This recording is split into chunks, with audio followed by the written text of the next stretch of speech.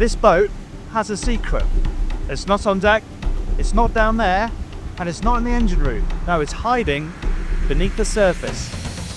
This is the Bluegame BGF45, and it has a fixed spoil designed to increase lift, reduce drag, and according to Bluegame, improve efficiency by 30%. This is Bluegame using what it learned from its foiling America's Cup chase boat and applying it to the leisure market. And in this video, I'm going to answer a pretty simple question. Does it work? Let's find out. I'm Jack Haines. You're watching YachtBuyer.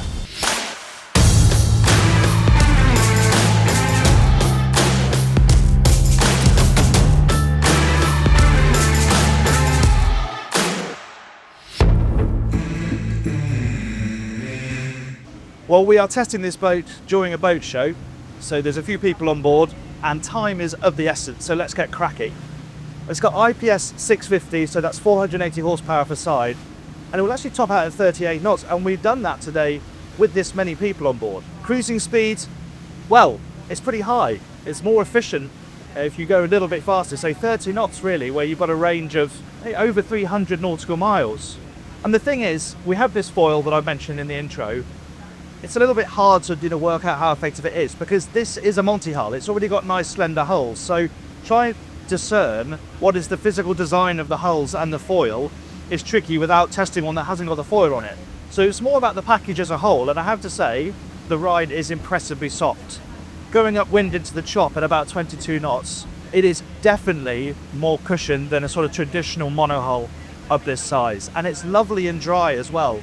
Sometimes with these slender hulls you get the wash heeling up and coming over the deck, and on a breezy day it hasn't done that at all. And really, because of the the mixture of the efficient IPS drives and the foil and the hulls, you can cruise anywhere really between 20 and 30 knots, and you're not going to have much of a penalty when it comes to fuel consumption. I mean, we're doing 25 knots now, and combined the consumption is 130 litres an hour. And then if we just up that a little bit to 30 knots, she gets into her stride a bit more, you're still hovering at around 150, 160 litres an hour. Now, what I can't do with this short test is tell you how that compares to an equivalent boat without the foil, but read my in-depth rating review because we'll match it to a traditional monohull with the same engines and just see what those efficiency benefits really are. So after you've watched this, head over to yachtbuyer.com and do that.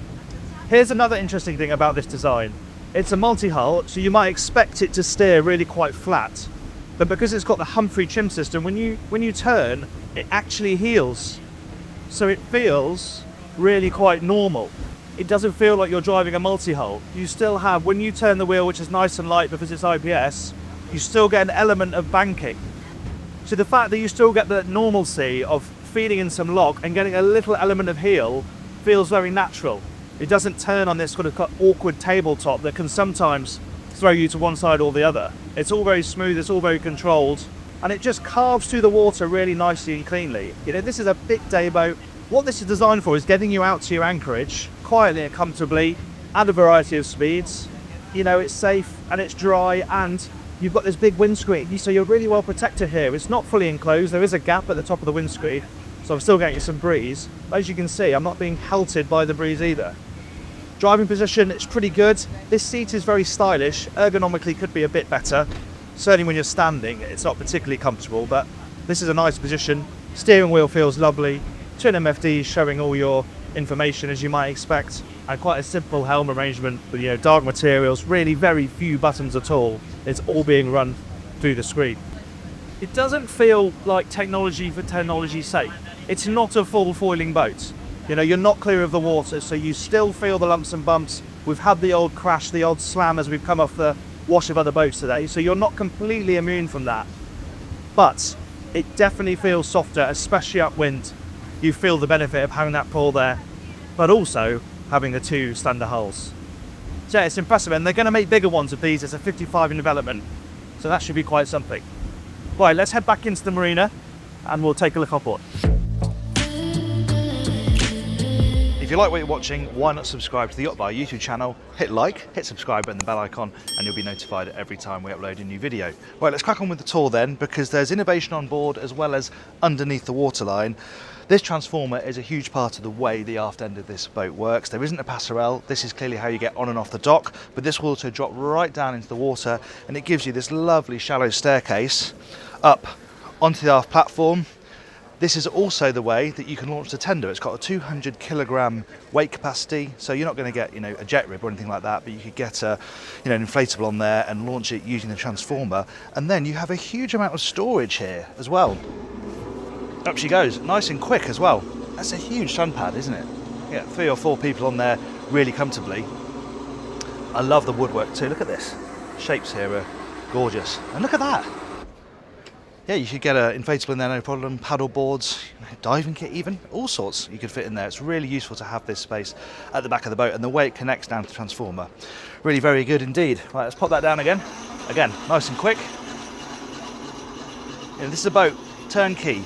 You in good weather, want to get out and start enjoying it, get on board, chuck the toys in, close the boot, and off you go.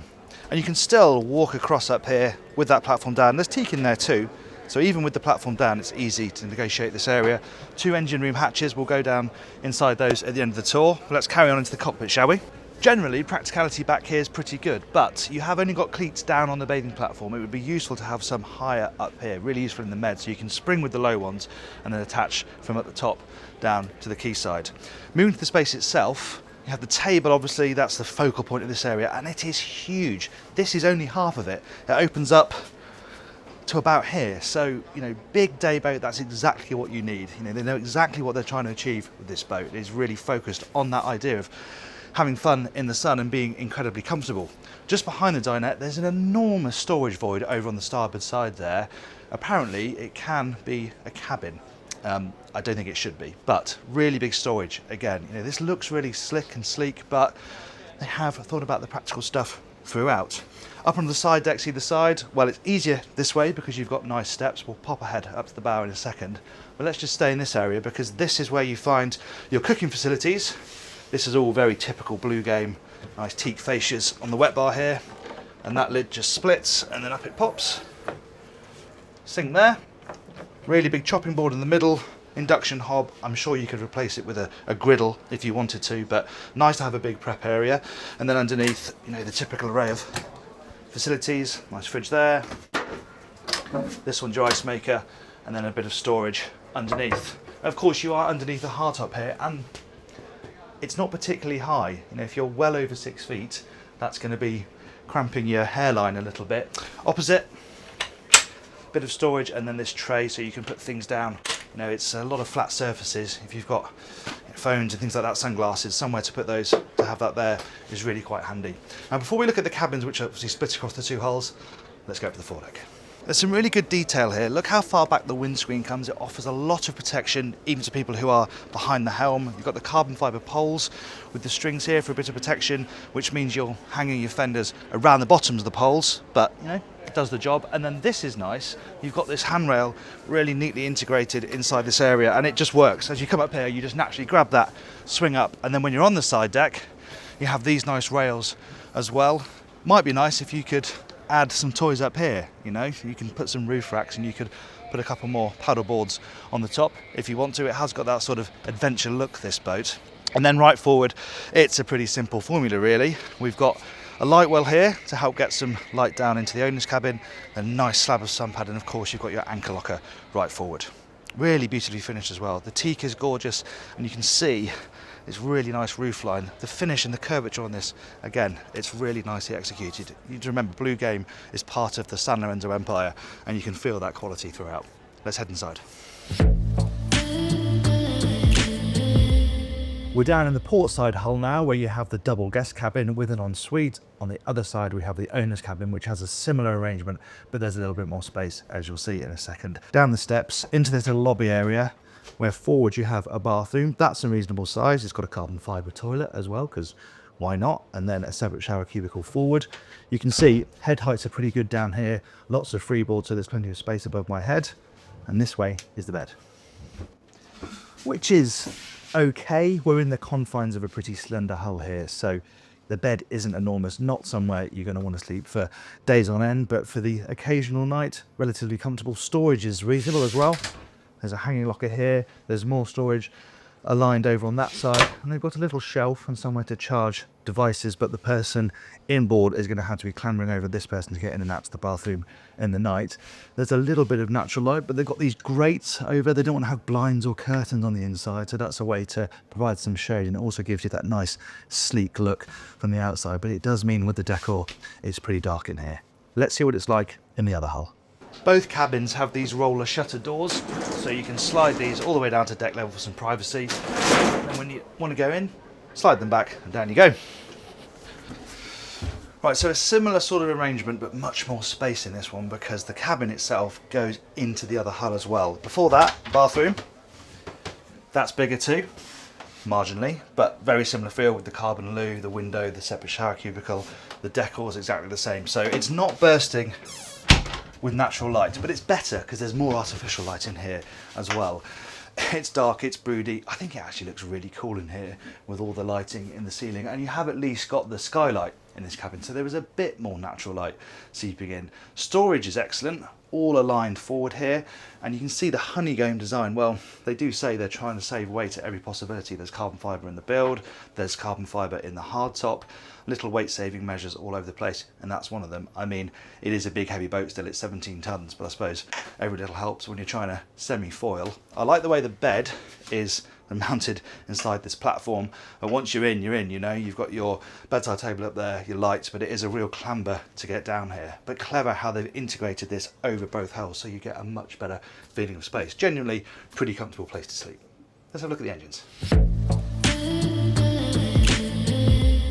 It's a multi-hull, so we have 2 engine rooms. We're going to go into this starboard side one, because this is where the generator is. Well, I don't need to tell you that headroom isn't great. Fine where the hatches, but over the engines, obviously it's pretty restricted. That said, they're not enormous motors, so it's pretty easy to get around them and very easy to get to the pods as well. Bear in mind you've got the generator in this hull, as I said. Fit and finish is very good. There's loads of insulation around here, which explains partly why it's so quiet out on the water. Look, it's not particularly comfortable, but actually for the day-to-day stuff that an owner's going to be doing, this size of boat, perfectly fine. I'll be honest, I was slightly preparing myself for this to feel a bit of a gimmick. They can shout about how it's like their America's Cup boat, all a bit of marketing, but the effect out on the water is genuinely impressive. Now, how much of that is to do with the foil and how much of that to do is the shape of the hulls, I don't know at this stage, but all I can tell you is that you can definitely feel a difference when it comes to ride comfort, but there's more to it than that as well. It works really well as a day boat. Well, a weekender. You can see there's pretty comfortable accommodation on there too. Now, the price, 1.8 million euros starting, probably more like 2 million, excluding VAT by the time you spec it up. What do you think? Value for money? Let me know what you think in the comments below. Thanks very much for watching that Sea Channel review. Please give us a like and subscribe if you enjoyed it. And if you want to see my tour of the flagship multi-hull in the Bluegame range, the BGM 75, that'll be up there. Thanks again for watching. I'm Haines. This is YachtBuyer.